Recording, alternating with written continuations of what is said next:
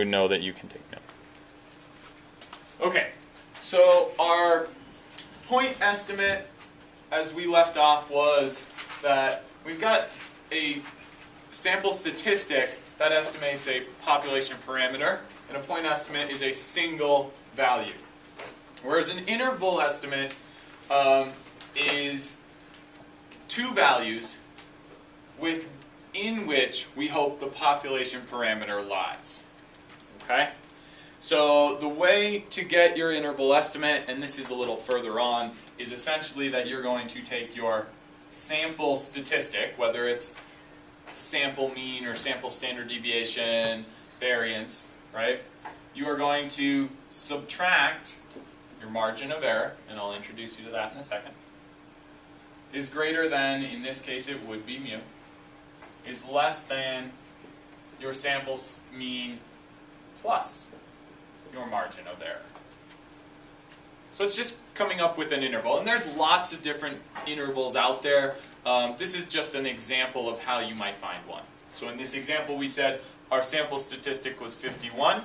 If we subtracted 3, our margin of error, we got 48. If we added 3, we got our 54.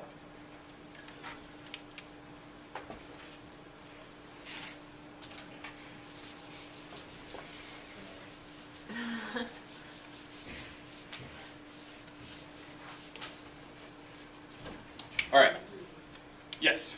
Is the margin of error always going to be like given to us on homework, or are you going to show us how to find it? And in fact, on our homework, we have to find okay. the margin of error. We're getting there. So the other thing we need to talk about is confidence. Okay? We want to know how confident are we in our interval estimate.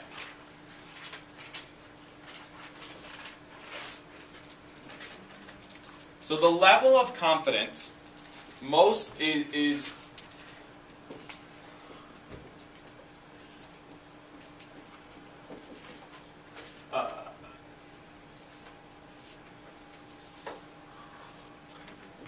change this. The percent chance that the population parameter lies between the lower and upper end of the interval estimate.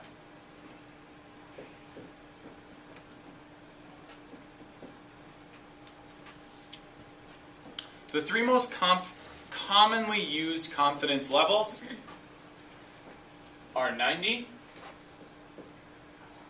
95, and 99%.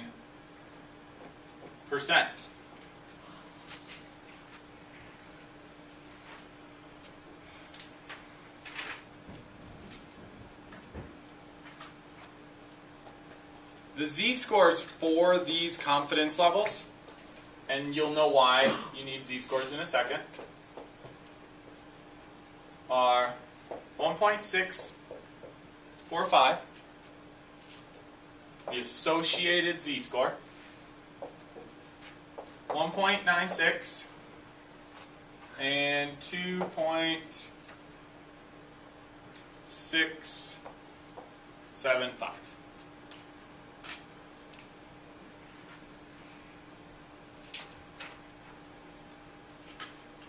Slight mistake, sorry. 575. All of this, all these three definitions is leading us to our margin of error.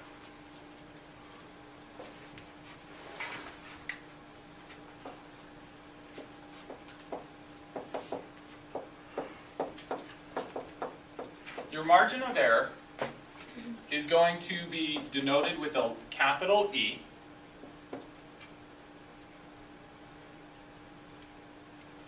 And there are actually two ways you commonly see it. So you will commonly see your Z sub C times sigma sub x bar. More often though, you're going to see Z sub C times sigma over the square root of n. Let me define these variables for you. Okay?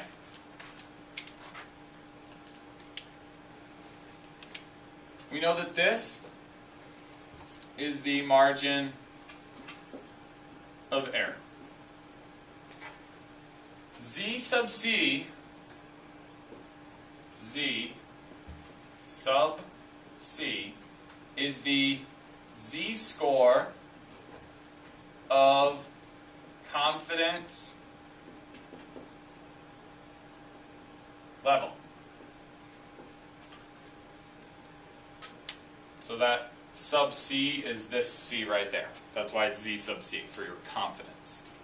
Okay? Sigma, this is your population standard deviation. You will use S here. Use S if sample is greater than 30. And if we remember, lowercase n is the sample size. This is the formula you'll be using tonight. E equals Z sub C times sigma over square root of n. This will give you your margin of error. Yes? What about sigma sub x bar? Like, oh, sigma sub x bar. See how Z sub C is the same in both these equations?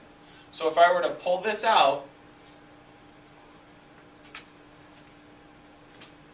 sigma sub x bar would be equal to sigma over square root of n, because you're multiplying both by Z sub C.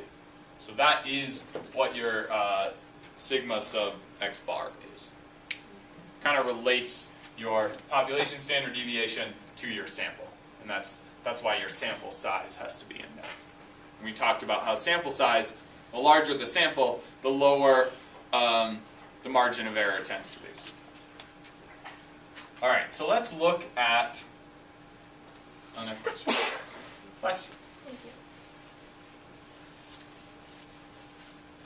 So to do number 1 on the board, you kind of scan over to that. So pause there just for a sec. Let everybody write those problems down. To do number 1 on the board,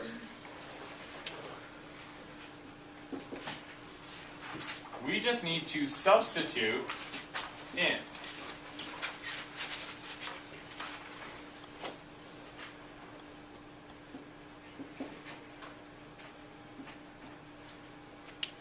so we know our formula is going to be that our margin of error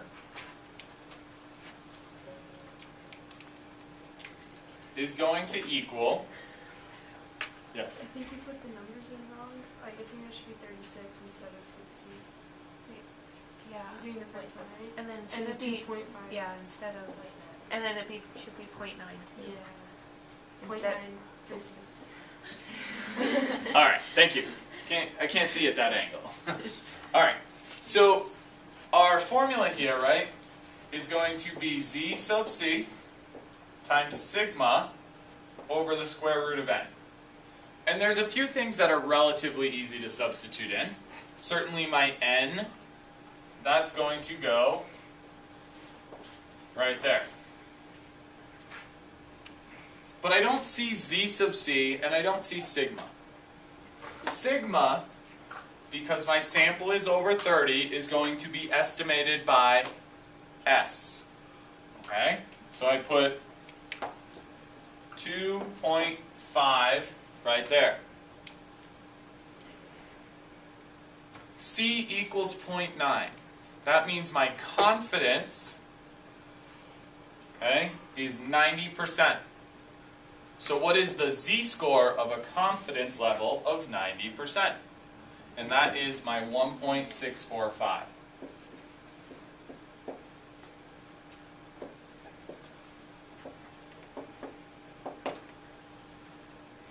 .5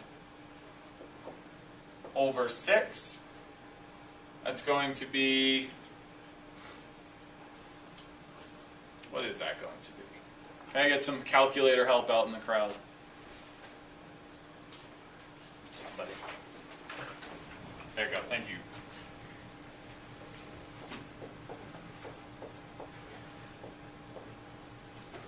.5 divided by 6. 0.416. Okay, so we got 0.416 multiplied by 1.645. And one more time, guys.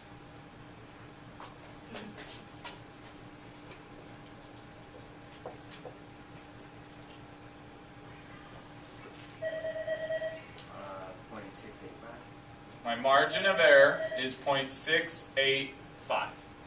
And that's how you calculate margin of error.